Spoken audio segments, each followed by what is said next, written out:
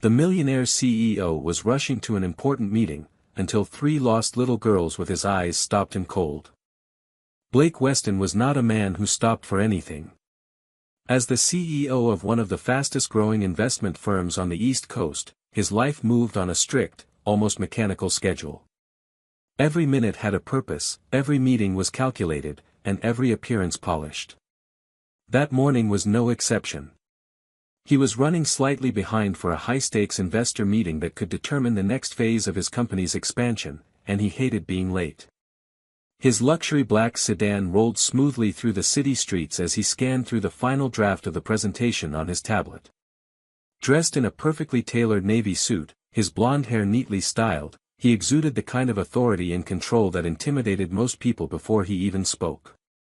He had just stepped out of the car and was heading briskly toward the glass doors of his office building when a small, hesitant voice made him stop mid-stride. "Mr." He turned his head, annoyed at the interruption, only to find three little girls standing on the sidewalk, looking up at him with wide, uncertain eyes. They couldn't have been older than 6 or 7. Each one wore a pale pink dress, their blonde hair pulled into matching braids, and their bright blue eyes stared at him with something that went beyond curiosity. There was a strange familiarity in their expressions, something about their faces that struck him with quiet force, but he couldn't place why. Blake glanced around, half expecting a parent to appear from a nearby car or building, but no one came. One of the girls stepped forward, clutching a worn stuffed bunny in her hands. "We're lost," she said quietly, her voice trembling just enough to make his heart twitch. The other two nodded silently beside her. "Our mommy went into the store but never came back. We waited and waited, but it's been a really long time." Everything in him screamed to delegate the situation, call someone, alert a nearby security guard, anything to keep his day on track. But something in their faces stopped him cold. The girls didn't look afraid, not exactly, but they looked like they were waiting for someone to help them. Really help them. And Blake, who hadn't spoken to a child in years, who hadn't thought of family in even longer, found himself kneeling down to their level before he realized he was moving. "Where was the store?" he asked softly, his voice losing the edge it usually carried in boardrooms. The girls pointed down the street toward a small corner grocery, its front windows plastered with faded posters. "We were sitting on the bench," one of them added. But no one came. Blake's first instinct was still to call the police, and he did, giving a brief report and promising to wait until someone arrived. But while they stood there on the sidewalk, the girls didn't shift away from him. They huddled closer. One of them reached out and took his hand without a word. Her tiny fingers curled around his, and he froze. He looked down at her, and her blue eyes locked with his. They were so familiar. Unsettlingly so. They looked like his. A strange tightness bloomed in his chest, a feeling he couldn't immediately define. His mind, trained for logic and facts, began sorting through possibilities, dismissing them almost as quickly as they formed, until he remembered a name. A name he hadn't thought of in years. Skylar. The air suddenly felt heavier. He hadn't seen her since college. She had disappeared from his life just as things between them were getting serious, leaving nothing but a short, vague message that said she needed space. He never heard from her again. At the time, he'd thrown himself deeper into work and never looked back. But now, looking into these little girls' faces, something impossible began to take shape in the back of his mind. He didn't speak the name aloud. Instead, he stood up slowly, keeping one hand gently on the shoulder of the girl still holding on to him. The police would be there soon, and maybe this would turn out to be nothing more than a strange coincidence. But as he glanced down at the three little girls, identical, lost, and far too familiar, Blake Weston had a gut feeling that nothing about this moment was ordinary. And for the first time in years, he felt his carefully ordered life shift beneath him. Blake sat alone in his office that evening, long after everyone else had gone home. The city lights shimmered through the glass walls around him, but he barely noticed them. His laptop sat untouched, and the presentation he had been preparing for weeks was now irrelevant in his mind. All he could see were those three little faces staring back at him, all wide blue eyes and soft, serious expressions that seemed too mature for their age. He hadn't been able to shake the feeling that they were more than just a strange coincidence, that fate had deliberately thrown them into his path. He couldn't stop thinking about the moment one of them had taken his hand like she already knew him. He couldn't explain the way that tiny gesture had sent a ripple through everything he thought he understood about his life. After the police arrived, he had stayed with the girls until they were safely placed into temporary care. He had watched them climb into the back seat of the patrol car, one of them looking back at him through the window with the same steady gaze that haunted him now. He hadn't planned to get involved any further. He told himself it wasn't his responsibility, that his day had simply taken an unexpected turn, and now it was over. But hours later, he was still sitting there, unable to stop wondering who they were and how they had ended up alone on a street corner with no one looking for them. Eventually, he gave in to the weight in his chest. He opened his laptop, pulled up an encrypted browser, and began searching for anything related to their mother, the name one of the girls had quietly mentioned while waiting for the officers. Skylar. Just hearing it again had shaken something loose in his memory, something he had locked away long ago. She had been his first real love. Passionate, stubborn, brilliant. He remembered how she used to curl her legs under her while reading, how she laughed when he tried to cook for her, how she had whispered "I love you" for the first time in the middle of a rainstorm. And he remembered how suddenly she had disappeared. No closure. No explanation. Just gone. He had convinced himself that she left because she wanted something different, something smaller, quieter than the life he was building. But now, with those three girls in his mind, he couldn't ignore the possibility that maybe she hadn't just walked away. Maybe there had been a reason. Maybe something had happened that neither of them could have predicted. His hands trembled slightly as he dug deeper, tracking public records, birth announcements, school registrations. It took hours, but finally he found something, a listing for a woman named Skylar Jameson, living just 2 hours away in a quiet coastal town. There were no social media accounts, no photos, but a recent school enrollment form listed 3 children, Amber, Lily, and May. All 6 years old. All with her last name. Blake sat back, the air leaving his lungs slowly. He hadn't even realized he'd been holding his breath. His mind raced with questions. Could it really be true? Had Skylar been pregnant when she left him? Had she chosen to raise their children without telling him? And if so, why? Was it because she didn't trust him, or because he had been so consumed with ambition that she believed he wouldn't care? He hated the sick twist in his stomach, the realization that maybe, in chasing his career, he had missed something irreplaceable. He stood up and crossed the room, staring out at the glowing skyline, but his thoughts were somewhere else entirely.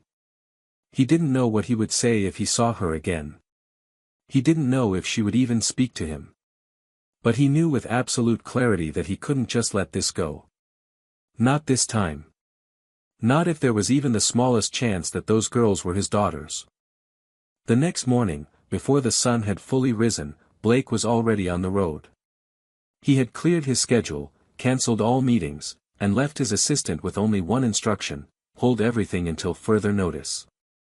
As the miles passed and the city faded behind him, he felt a strange calm settle over his nerves. He wasn't thinking like a CEO anymore. He wasn't strategizing or managing outcomes. He was just a man who needed answers. A man who had looked into the eyes of 3 little girls and seen something he hadn't realized he was missing, something that felt a lot like home. The coastal town was nothing like the city Blake was used to.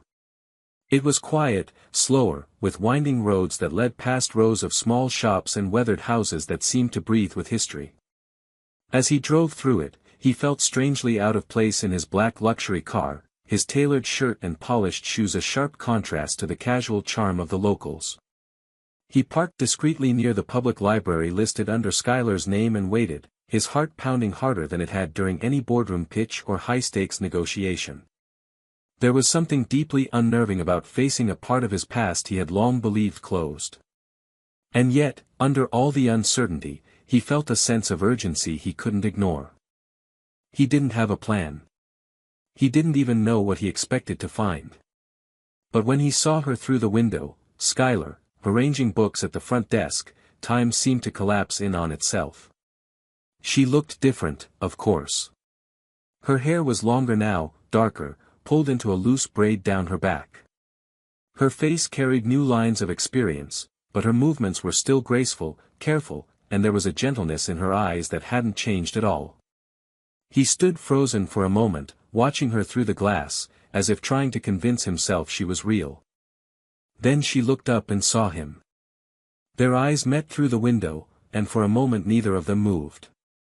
Her expression shifted slowly from confusion to recognition, and then to something sharper, shock, maybe fear. Blake stepped back instinctively as she walked quickly out the front door, shutting it behind her. She didn't approach him at first, just stood there with arms crossed, her expression wary. "What are you doing here?" she asked, her voice low and guarded. "I saw them," he said quietly, unable to think of any better place to start. "The girls. In the city. They came up to me." Her face tightened. "You saw them? Where?" "They were alone," he continued. "They said you went into a store and didn't come back. They looked like me." Skylar looked away for a moment, as if steadying herself. "I was gone for 5 minutes," she said quietly. "And when I came out, they weren't where I left them. I thought they went back to the car. I looked everywhere. I called the police. I didn't know they had wandered so far." He nodded slowly, absorbing her words. "I didn't know you had children, Skylar. You never told me." She looked at him then, sharply. "You were gone, Blake.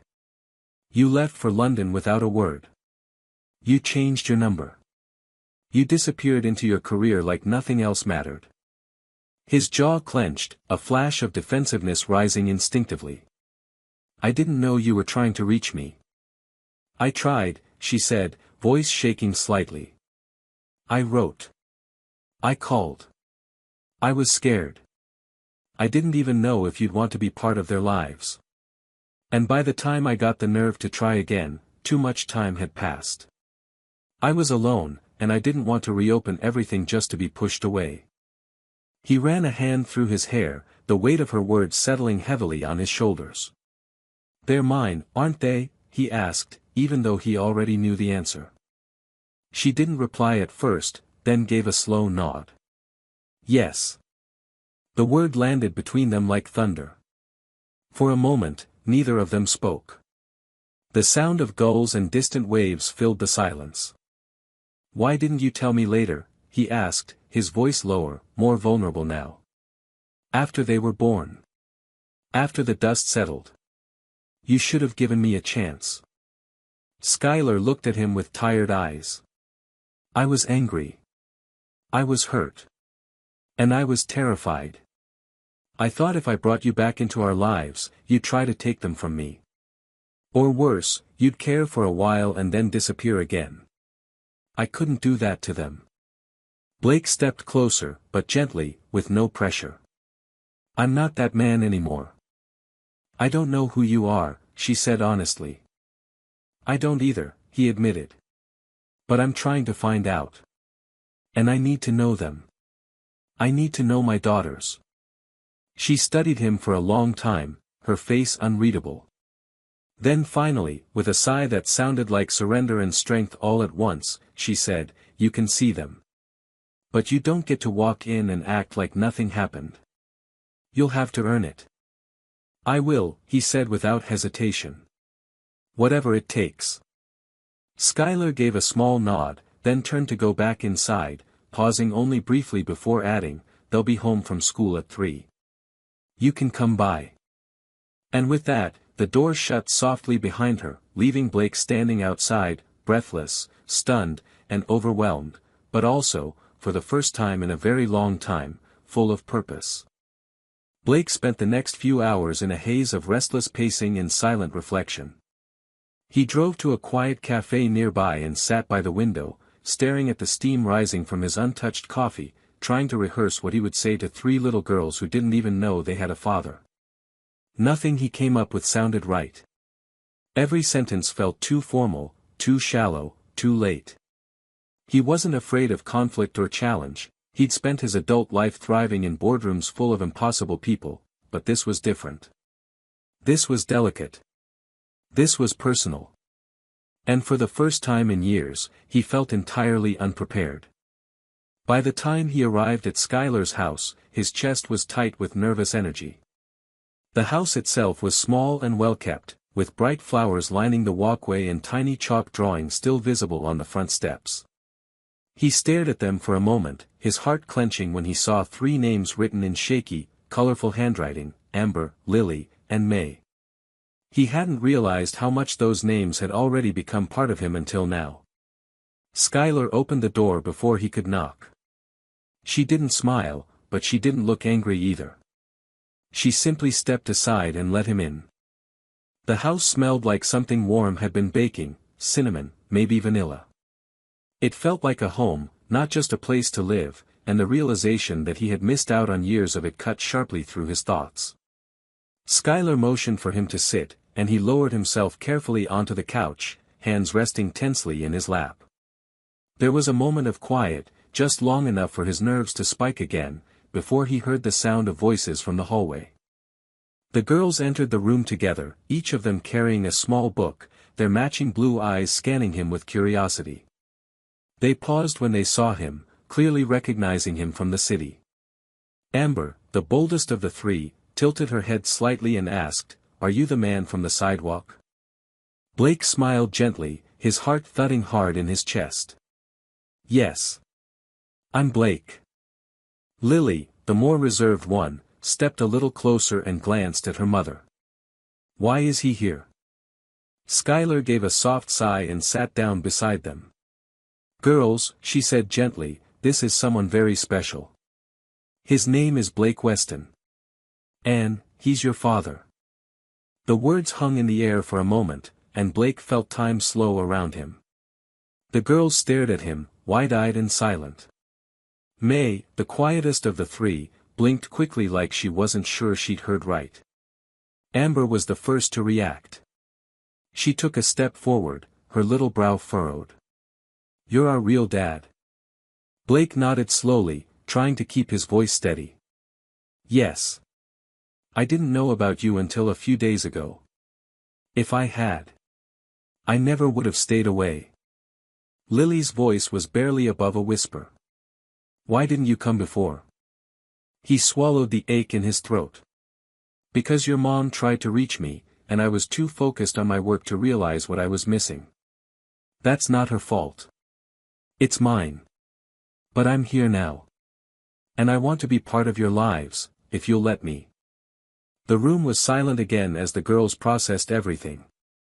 Blake didn't rush them. He simply waited, letting them lead.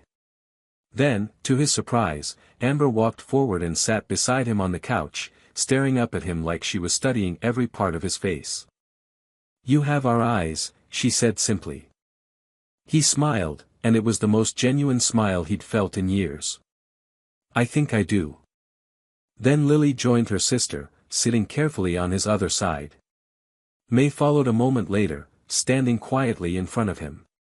She didn't say anything, just reached out and touched his hand, small fingers wrapping around his much larger ones. The contact hit him like a wave. He had missed so much, but this moment, was real. It was happening. And it was the beginning of something he hadn't believed he would ever have. Skylar watched it all unfold from across the room, her expression unreadable but softened. She didn't say anything, didn't interrupt or guide the moment. She just let it happen. Blake looked at her over the heads of their daughters, eyes full of unspoken gratitude. There was still so much to figure out, so many conversations to have and wounds to address, but for the first time since this all began, he felt a quiet hope settling into his bones.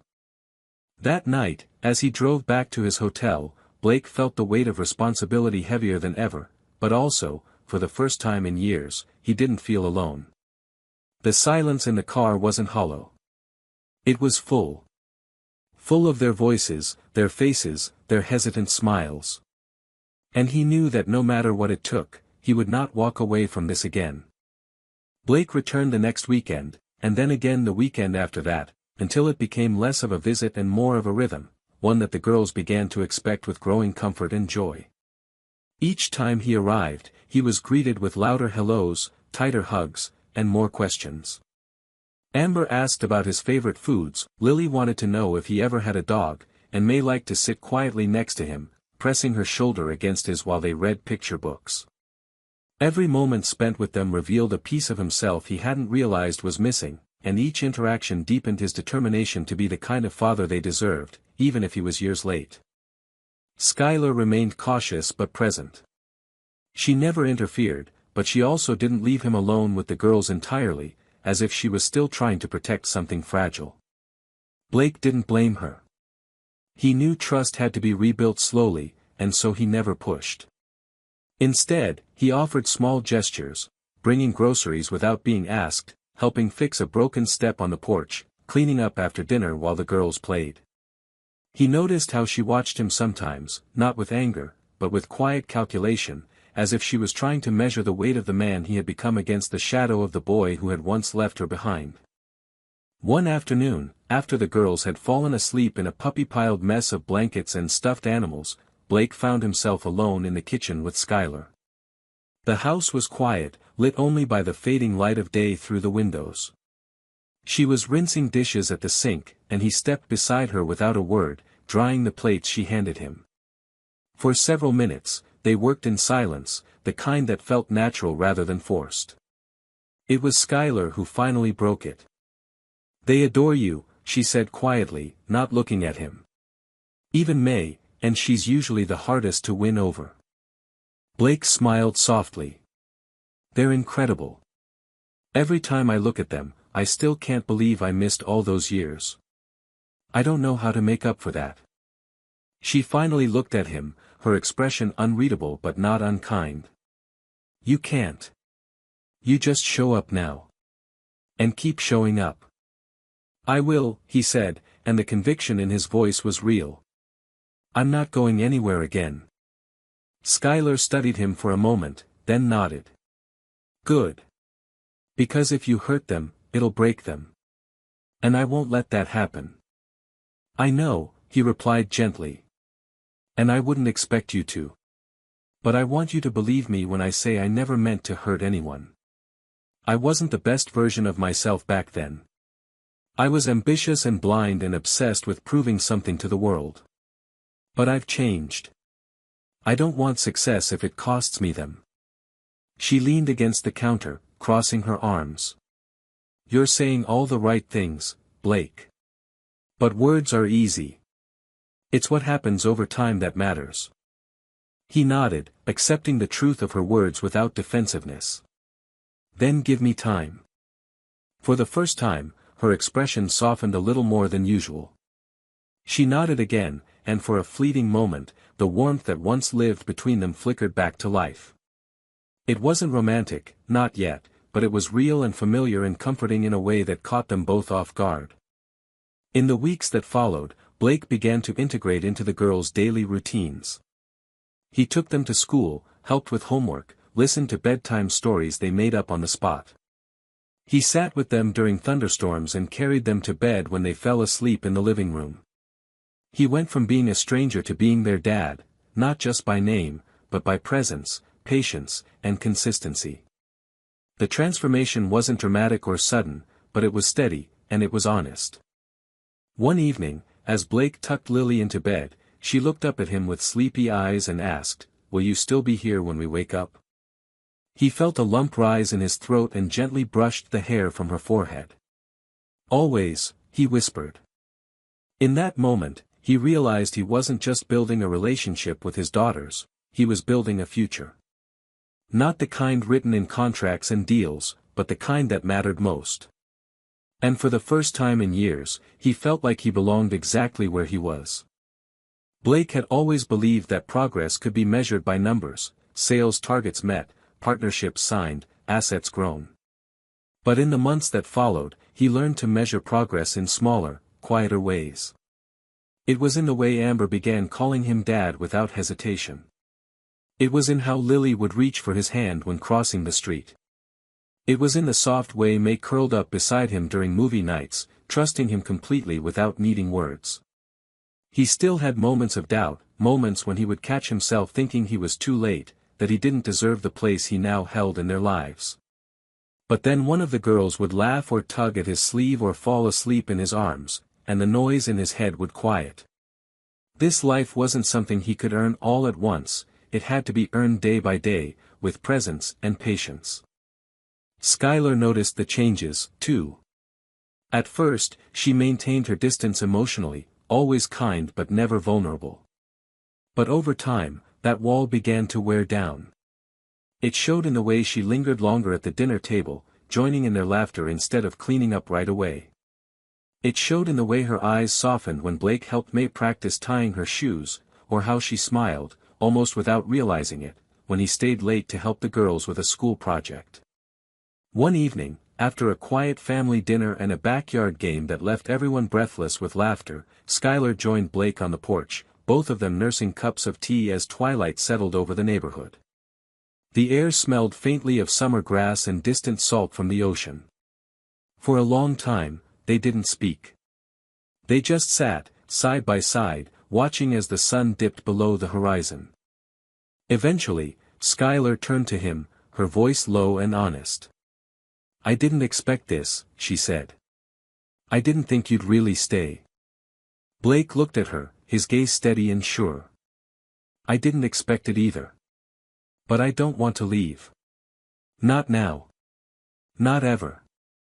She nodded, looking down into her mug. "It's strange. I spent so long being angry with you. And then I spent even longer trying to forget you. But now that you're here, it's hard to hold on to that anger." "I don't want your forgiveness if it's forced," Blake said carefully. "I just want you to know that I'm not here to rewrite the past. I know what I missed. I know what I cost you. I just want to be part of what's ahead." Skylar didn't reply right away, but he saw the shift in her posture, the slow letting go of something heavy. "You already are," she finally said, almost in a whisper. That night, for the first time since their separation, she invited him to stay, not just to crash on the couch, but to stay as part of the rhythm of their home. It wasn't romantic, not yet, but it was intimate in its own way. The kind of invitation that spoke of trust being rebuilt piece by piece. In the following days, they began to operate like a family without overthinking it. They shared school drop-offs, packed lunches together, argued gently about how much screen time the girls should have. Blake even took time off from work, a first in his adult life, to be fully present for parent-teacher meetings and the girls' weekend soccer games. His colleagues were stunned. Investors called asking questions. But Blake didn't care. For the first time, he had something worth protecting more than his title or his profit margin. And that something was the sound of 3 little girls shrieking with joy when he walked through the front door. It was the smile Skylar gave him when she saw him playing tag in the yard. It was the feeling that he was no longer passing through life but living it, moment by moment, with the people who mattered most.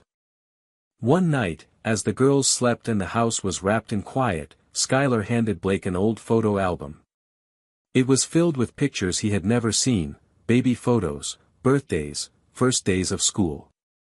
As he flipped through the pages, emotion welled in his throat.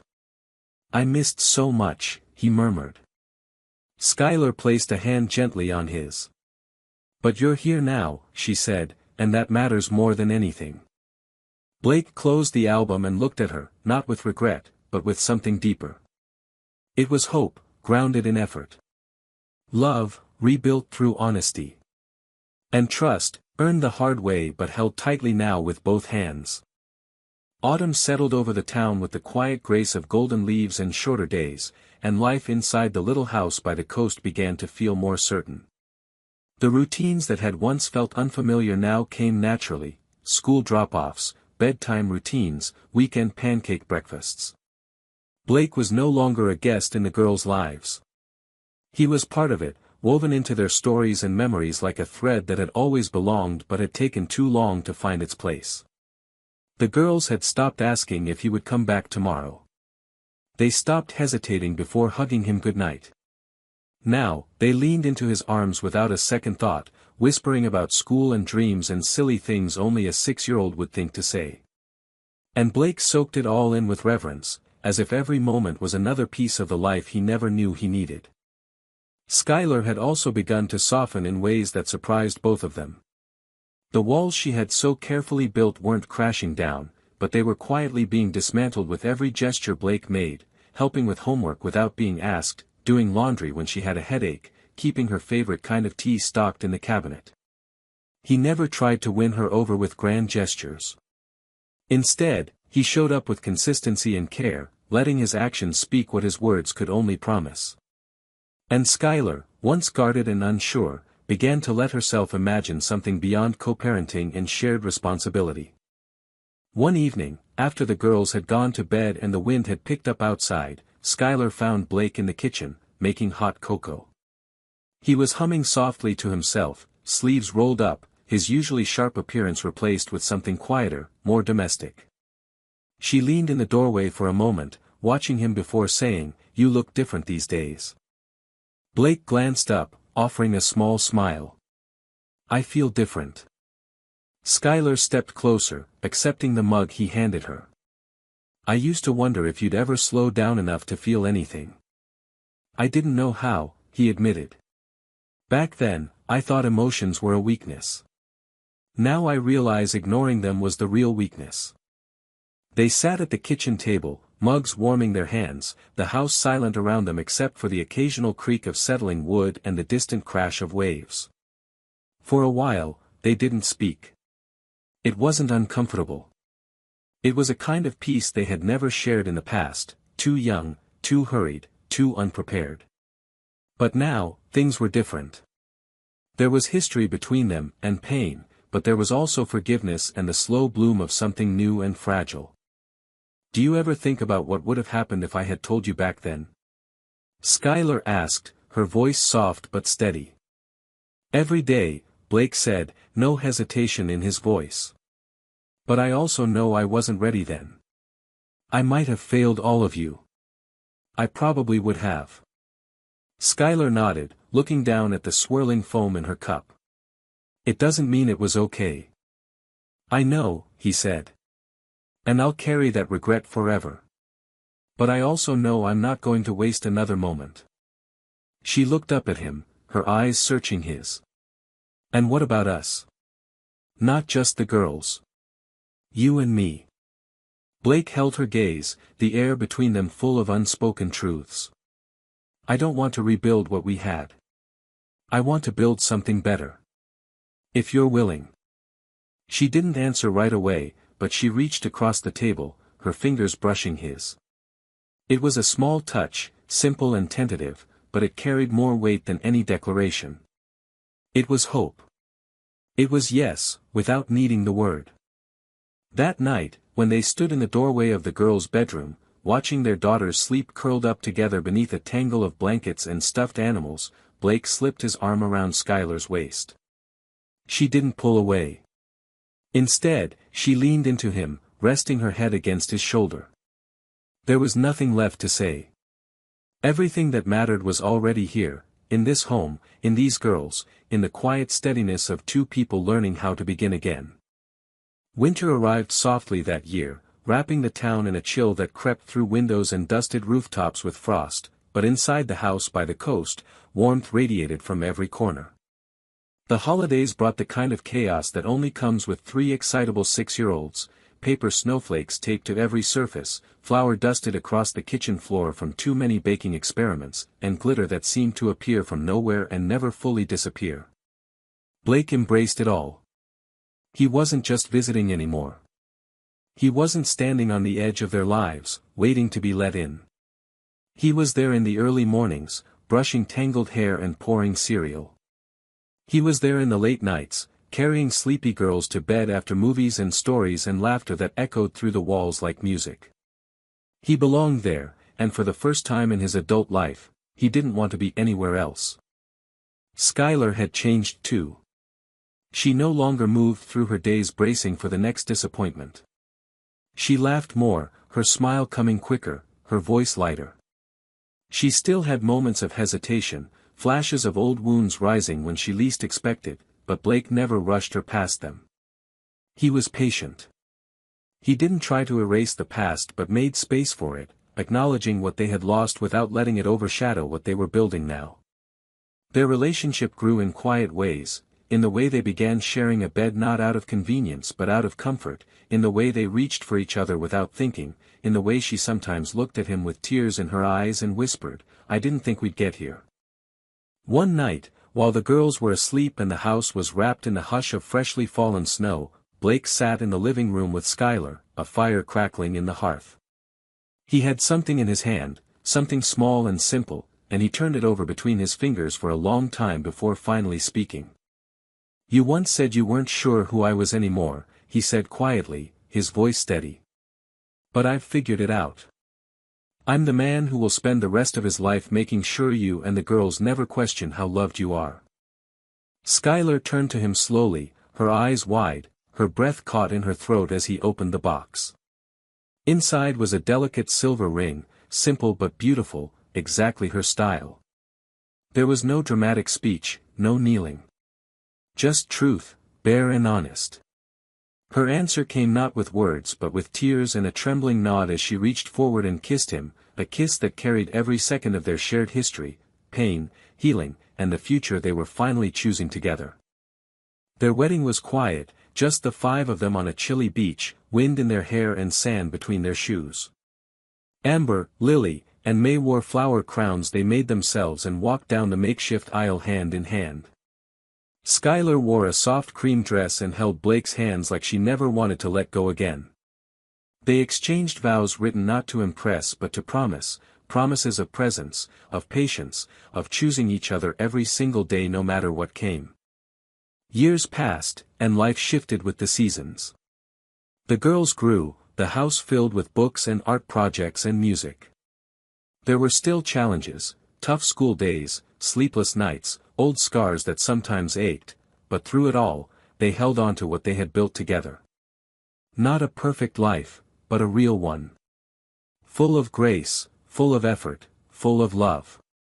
Blake no longer measured success in numbers. It was in the notes the girls left on his desk, in the way Skylar still smiled when he walked through the door, in the quiet peace of knowing that he hadn't just found a family, he had become the kind of man who would never let it slip away again. And in that simple truth, he found everything he had ever been looking for. In my opinion, the ending of this story is both deeply satisfying and emotionally earned. It doesn't rely on a grand twist or sudden transformation but instead honors the slow, painful, and beautiful process of healing. Blake's journey from a distant, work-obsessed man to a present, devoted father and partner feels authentic because it's built on quiet choices and consistent love, not dramatic gestures. The reunion with Skylar isn't about rewriting the past, it's about accepting it and choosing to build something stronger in its place. What moved me most was the idea that redemption isn't found in perfection, but in showing up every day with intention and heart. The story reminds us that it's never too late to become the person you were meant to be, especially when love is met with forgiveness. The millionaire CEO thought he left his past behind, until he saw twin girls wearing the ring he gave the only woman he ever loved. James Carter sat in the corner booth of the most exclusive restaurant in the city, the amber light from the chandelier above catching the edge of his whiskey glass. His dark hair, grown slightly long to the nape of his neck, framed a face marked by sharp cheekbones and piercing blue eyes that had seen countless victories in the business world. Around him, the quiet hum of luxury lived easily, crystal glasses clinking, laughter restrained to polite murmurs, the soft shuffle of waiters moving like shadows. Tonight was supposed to be a celebration. Another deal closed. Another hotel acquired. Another notch carved into the empire he had built with relentless ambition. And yet, as he swirled the whiskey in his glass, he felt nothing. No pride. No thrill. Just the familiar, hollow echo that success never seemed to fill. He was about to call for another drink when something outside the window caught his attention. Two little girls, standing near the fountain across the street, illuminated by the golden street lamps. At first, he thought he was imagining things, twin images moving together like reflections. They looked about 7 years old, with long, slightly wavy dark hair that caught the light as they turned their heads. They wore simple summer dresses that fluttered around their knees, and even from a distance, he could see the unmistakable shade of blue in their eyes, so startlingly bright they seemed to glow. James leaned forward slightly, drawn in by some instinct he didn't understand. That's when he saw it, a flash of silver on one of the girl's small hands. A ring. Simple, delicate, unmistakable. His heart stuttered painfully in his chest. It wasn't just any ring. It was the ring. The one he had given to Sarah all those years ago. A small silver band with a tiny, carved heart at its center. It had been a modest gift, almost laughably simple compared to the lavish jewelry he could have afforded, but Sarah had loved it more than anything. She had called it her forever promise, holding it close like it meant more to her than any treasure in the world. And now it was on the finger of a little girl who shared her eyes. James tossed a few large bills onto the table without waiting for the check, grabbed his jacket, and pushed through the heavy glass door into the thick, humid night. The noise of the restaurant faded behind him, replaced by the distant splash of the fountain and the soft buzz of the city winding down. He crossed the street without thinking, heart pounding harder with every step. The girls were still there, giggling quietly, oblivious to the way their world was about to change. As he approached, he noticed how their hands were intertwined, how they mirrored each other's movements unconsciously, a symmetry so natural it was breathtaking. He stopped a few feet away, unsure what to say, suddenly terrified that speaking would shatter the strange, fragile reality forming in front of him. "Hi," he said, his voice more uncertain than he intended. "Where's your mom?" Both girls turned to look at him, identical blue eyes wide and clear. One of them clutched a small stuffed bear to her chest. The other twisted the ring nervously on her finger, the tiny heart flashing in the light. "Mommy's at work," the bolder one said after a pause. "She said we could stay here for a little while." James crouched down to their level, his mind racing. He needed to know. Needed to be sure. But in his heart, he already was. The faces in front of him, the ring, the name that burned unspoken on his lips, it all collided into a single, undeniable truth. "Can you tell me your names?" he asked gently. "I'm Emily," said the first girl. "And she's Sophia." The names twisted like a knife into the center of his chest. He didn't ask anything else. He just sat down on the edge of the fountain, feeling the cool stone beneath his hands, and tried to breathe. He watched the girls laugh softly together, their entire world wrapped up in each other, and realized that everything he had ever thought was important, every hotel, every contract, every hollow victory, meant nothing compared to the lives standing right in front of him. And in that moment, James Carter, the untouchable millionaire CEO, felt his entire world tilt irrevocably towards something he hadn't even known he was missing. James stayed seated on the edge of the fountain, watching the girls in stunned silence. Every instinct in him screamed to act, to fix this, to somehow make sense of it, but he couldn't move. He had spent years building a life where control was his strongest weapon, where every problem had a strategy, every risk a calculated response. But sitting here, watching two small girls who unknowingly carried pieces of him, he realized that some moments weren't meant to be controlled. They were meant to be faced, no matter how unprepared he felt. The girls didn't seem afraid of him. In fact, they seemed strangely comfortable, almost as if on some unconscious level they recognized him too. Emily twirled a strand of her long hair around her finger while Sophia bent down to adjust the laces on her sandals, glancing up at him with casual curiosity. They didn't ask him who he was or why he was talking to them.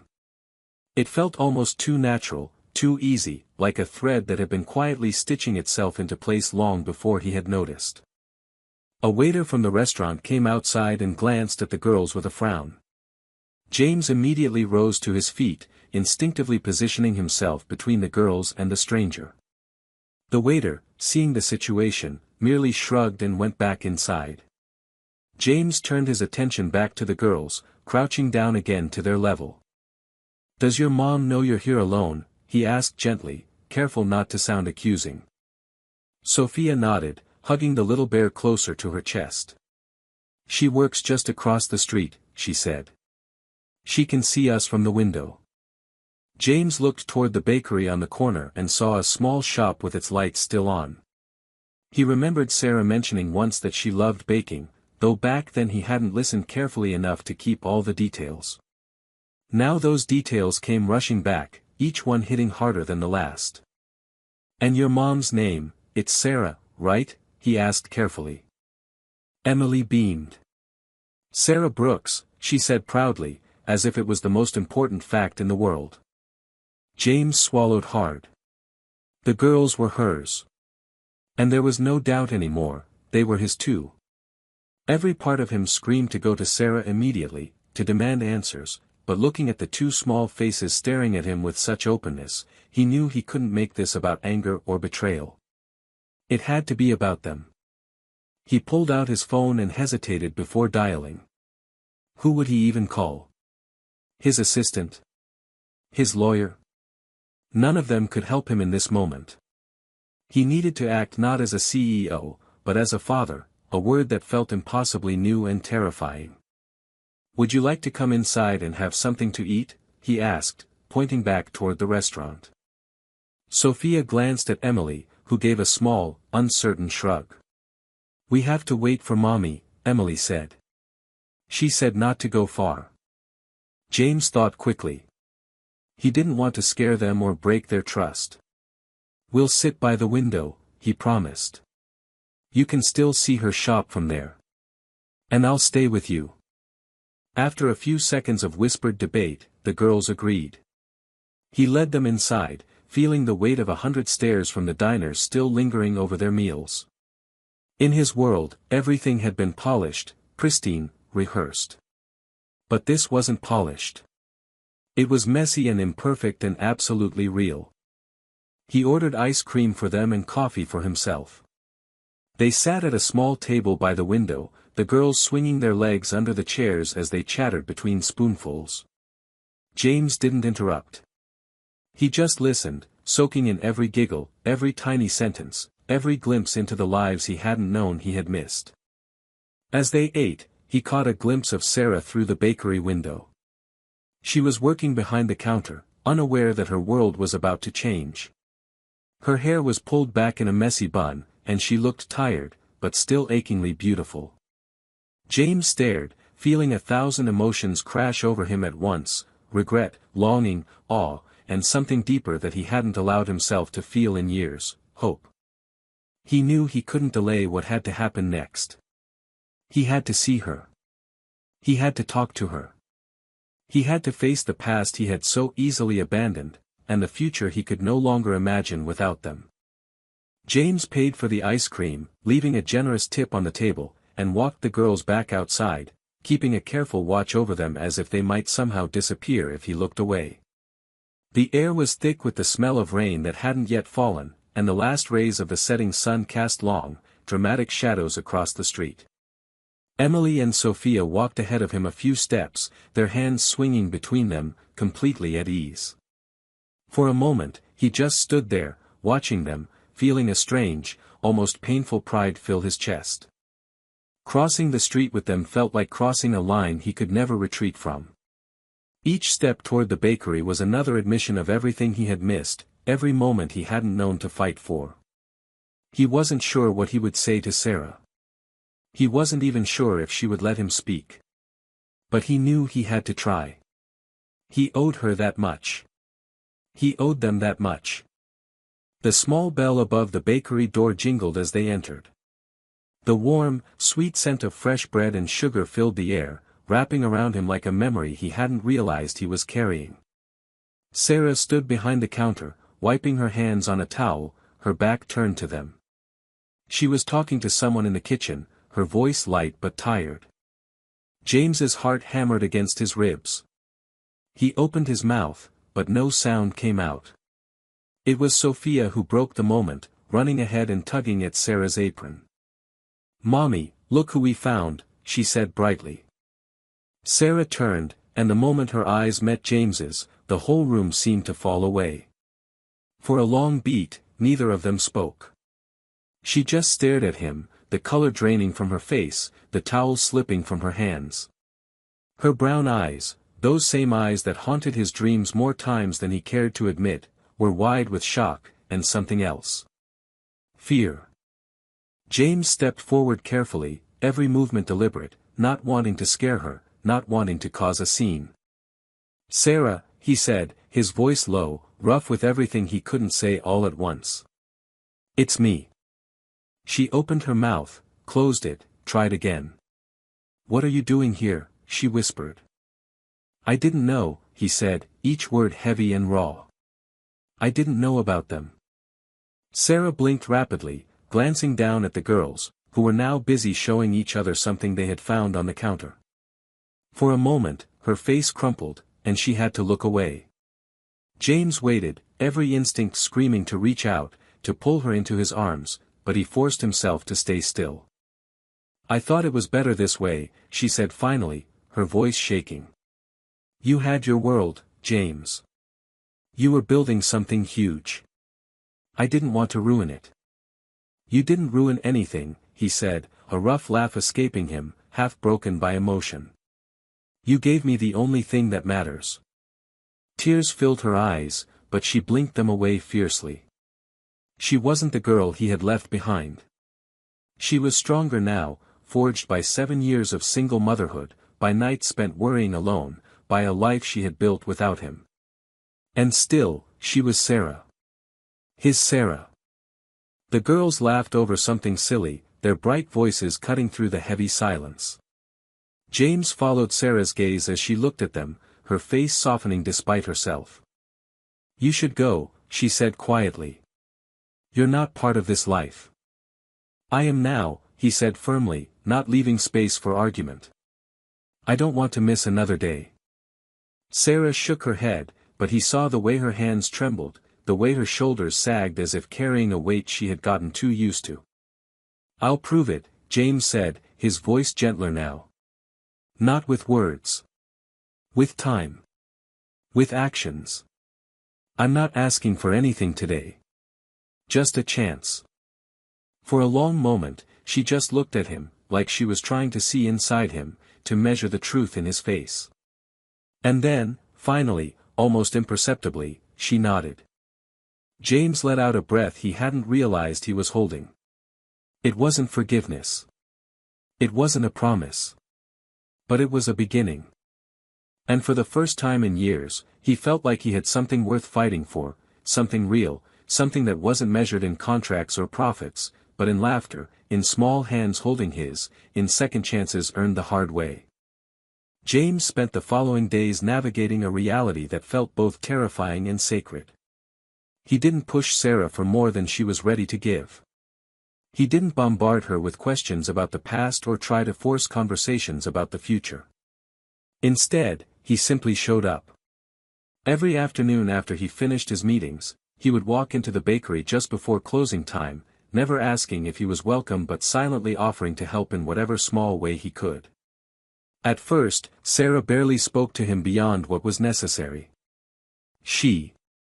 The following days unfolded with a fragile uncertainty that James hadn't experienced in years.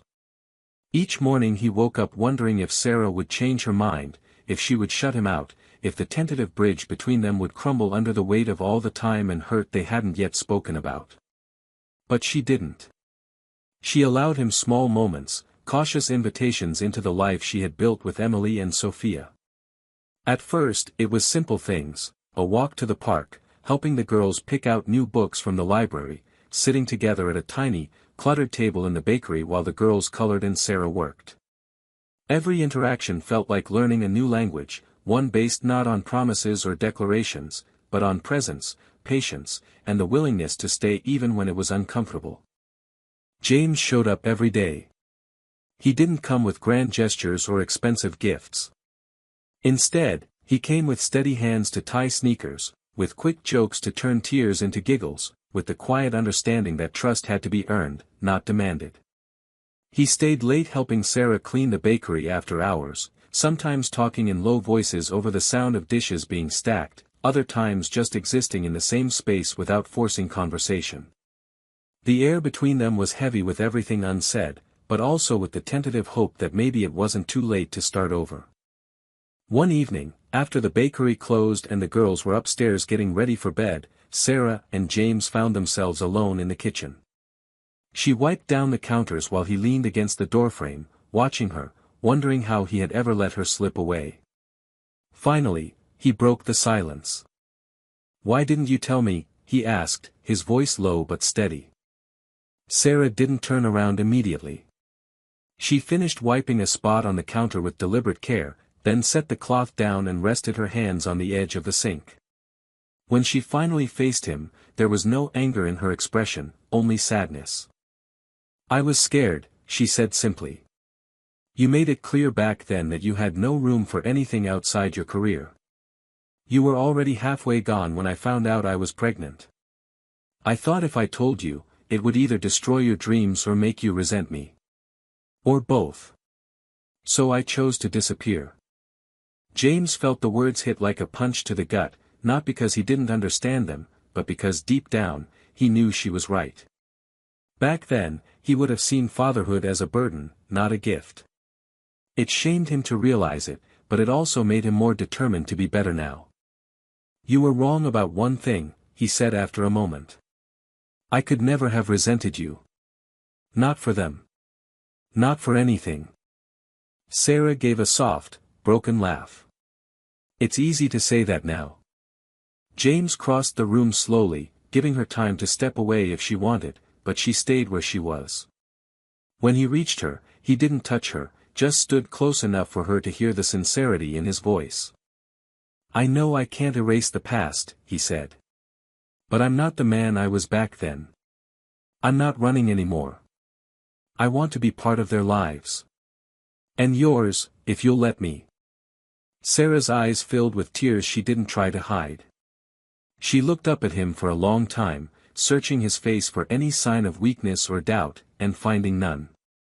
Finally, she nodded, the smallest of gestures, but it carried the weight of 7 years of separation. That night, James didn't stay for dinner. He left after hugging the girls goodnight, after Sarah gave him a shy, tentative smile that felt more valuable than any contract he had ever signed. He drove home through the quiet streets with the windows down, feeling the cool air on his face, feeling alive in a way he hadn't in years. He wasn't delusional. He knew there would be hard days ahead, moments of anger and sadness and mistrust to work through. But he also knew that for the first time in a very long time, he was exactly where he was meant to be. And he wasn't going anywhere. The weeks that followed moved slowly, marked by small victories and fragile steps toward rebuilding what had once been broken beyond recognition. James didn't force himself into Sarah's life or the girls' routines, he let them lead, stepping into their world on their terms. It was not easy for him to relinquish control, not after years of being the man who commanded boardrooms and set his own course without question. But here, in the simple, chaotic world Sarah had built, he had to earn his place not with authority but with consistency and care. Mornings became his favorite part of the day. Sometimes he arrived early enough to walk Emily and Sophia to their small school down the street, carrying their backpacks and holding their tiny hands as they chattered about their classmates and favorite games. Other days he would help Sarah open the bakery, setting out chairs and wiping down tables, pretending he knew what he was doing just to make her laugh. That laugh had become his favorite sound, rare and cautious at first, but slowly becoming more frequent, more genuine. It was like witnessing spring after a long winter. One rainy afternoon, when the bakery was quiet and the girls were upstairs drawing, Sarah and James sat at the little table by the window with 2 mugs of tea between them.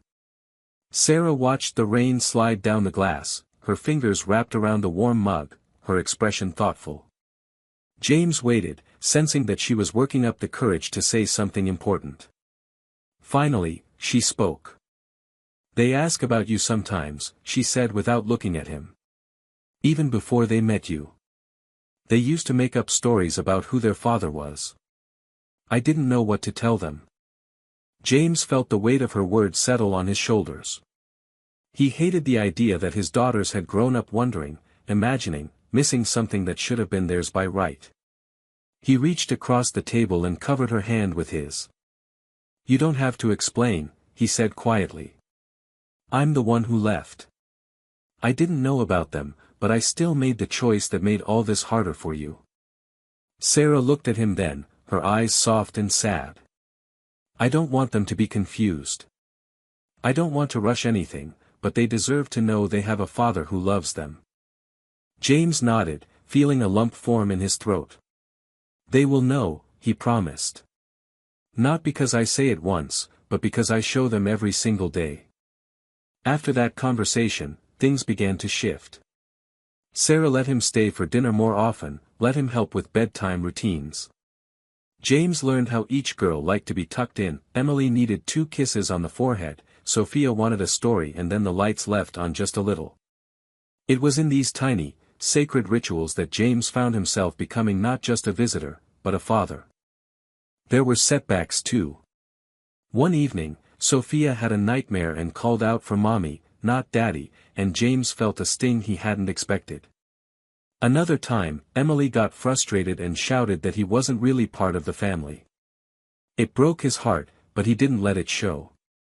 He understood. Love wasn't owed. Trust wasn't automatic. It had to be built, brick by patient brick, even if it took years. One Sunday afternoon, when the rain finally gave way to clear skies, they all went to the park. The girls ran ahead, chasing each other around the playground, while Sarah and James sat on a bench watching them. Without thinking, Sarah leaned her head lightly against his shoulder. James stayed perfectly still, afraid that moving might shatter the moment. "They're happy," Sarah said after a while, her voice barely above a whisper. James smiled, his heart full. "They have you," he said. "They have you now too," she said, and this time when he looked at her, there was no fear, no distance, only warmth and something deeper taking root between them. As the sun dipped lower in the sky and the laughter of the girls filled the air, James realized something simple and profound: this was his life now. Not the one he had chased for so many years, but the one that had been waiting for him to slow down long enough to see it. Not perfect. Not easy. But real. And he wasn't going to lose it again. Autumn arrived slowly, bringing with it cooler mornings and the scent of leaves drifting through the air. The city seemed to slow down, wrapped in soft gray skies and the golden haze of early sunsets. James had never paid much attention to seasons before. His life had always been divided by fiscal quarters, deadlines, meetings scheduled months in advance. But now he found himself marking time by simpler things: the way Emily's hair caught the afternoon light, how Sophia insisted on jumping into every pile of leaves they passed, how Sarah smiled more freely when she thought he wasn't looking. Every day felt like building something invisible but solid, something he could not quantify but could feel deep in his bones. He had moved into a small house just 2 streets away from Sarah and the girls. It was modest by his previous standards, but it felt like home in a way his penthouse never had. He painted the walls himself, bought a couch that was immediately covered in crayon marks, and filled the kitchen with mismatched mugs and cereal boxes.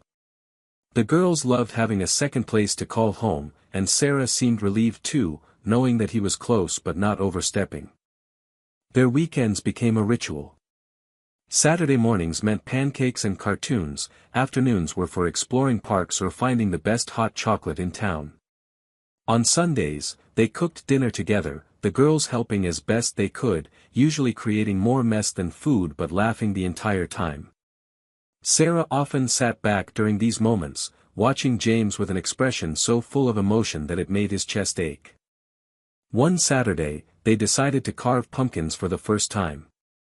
The girls picked out the biggest pumpkins they could find, and they all sat in Sarah's tiny backyard with newspapers spread across the grass. James had no idea what he was doing, and his pumpkin turned out looking more confused than scary, but the girls declared it the winner anyway. Sophia proudly placed it on the porch and said it would keep all the bad dreams away. Sarah caught James's eye then, and for the first time, he saw it, unspoken forgiveness, a door that was finally opening wider. That night, after the girls had gone to bed and the house was wrapped in the soft quiet of sleep, Sarah and James sat outside under the stars. A thin blanket wrapped around both their shoulders, more out of comfort than necessity. Sarah sipped her tea and glanced at him sideways. "You're really not going anywhere, are you?" she said, her voice low and almost teasing. James shook his head, smiling. "I'm exactly where I'm supposed to be." Sarah set down her mug and turned to face him fully. There was no anger left between them, no heavy silence. Only the future, stretching out uncertain but full of possibility. "I'm scared," she admitted. "Of getting used to you being here. Of needing you." He reached for her hand without hesitation. "You're allowed to need me. I want you to." For a long moment they just sat like that, hands intertwined, breathing in the crisp night air. No promises were made, no grand declarations. But something shifted quietly, deeply. When James finally got up to leave, Sarah walked him to the gate. She lingered there as he stepped onto the sidewalk, neither of them quite wanting to break the moment. "Good night, Sarah," he said, and there was a warmth in his voice that only she had ever brought out of him. "Good night, James," she whispered back. As he walked home under the canopy of autumn stars, he realized that the life he was building with them wasn't just better than the one he had before. It was the life he had never dared to dream about because he hadn't believed he deserved it. Now he did. And he would spend the rest of his life proving it to them, and to himself, one day at a time. Winter crept in with a quiet gentleness, covering the city in soft layers of frost and painting the early mornings silver. James found himself cherishing the cold months in ways he never had before. The world slowed down even more, and with it, his own heart seemed to settle into a steady, grateful rhythm. The girls had taken to spending nearly every evening at his house, their backpacks and shoes scattered in the hallway, their giggles bouncing off the walls that had once echoed with silence. Emily and Sophia had claimed the spare bedroom, transforming it into a whirlwind of dolls, books, and colorful blankets. Sarah, too, began to relax into the life they were slowly weaving together, though she was careful not to rush anything, cautious not to let herself believe too easily that James was truly here to stay. James understood her fear better than he let on. There were still moments when he caught a flash of uncertainty in her eyes, when a simple hesitation in her voice would remind him that love, once broken, needed more than promises to heal. It needed time. It needed proof. So he continued to show up, not with flowers or declarations, but with small, consistent acts of love. He attended parent-teacher conferences without being asked, he learned the names of their favorite cartoons and sat through endless episodes without complaint. He shoveled the walkway to the bakery before Sarah could even unlock the front door on snowy mornings. One evening, just days before Christmas, they decided to decorate the small tree James had bought impulsively during a trip to the grocery store. It wasn't much, a little crooked, with sparse branches, but to the girls, it was magical. They spent hours stringing popcorn and cranberries, hanging handmade ornaments, and wrapping it with too many blinking lights. Sarah laughed more that night than James had heard in years, the sound filling the house with a kind of warmth that even the coldest winter wind couldn't touch. When the tree was finished, Emily insisted that James needed to put the star on top. He lifted Sophia onto his shoulders so she could place it herself, and as she leaned down to fit the star into place, James caught Sarah's gaze across the room. Something passed between them then, silent but sure, the understanding that they had built something real, something worth holding on to. Later, after the girls were tucked into bed, James and Sarah sat together on the couch, the only light coming from the glow of the tree. James took a deep breath, feeling the weight of everything he wanted to say pressing against his chest. "I spent so long thinking I had everything," he said quietly. "Success, money, freedom. But it was all empty without anyone to share it with." Sarah didn't interrupt. She simply listened, her hand resting close to his, their fingers not quite touching. "You and the girls, you gave me a life I didn't even know how to hope for," he continued. "You gave me something real." Tears shimmered in Sarah's eyes, but she blinked them back. She reached for his hand then, twining her fingers with his in a gesture so natural it made his heart ache. "We built it together," she whispered.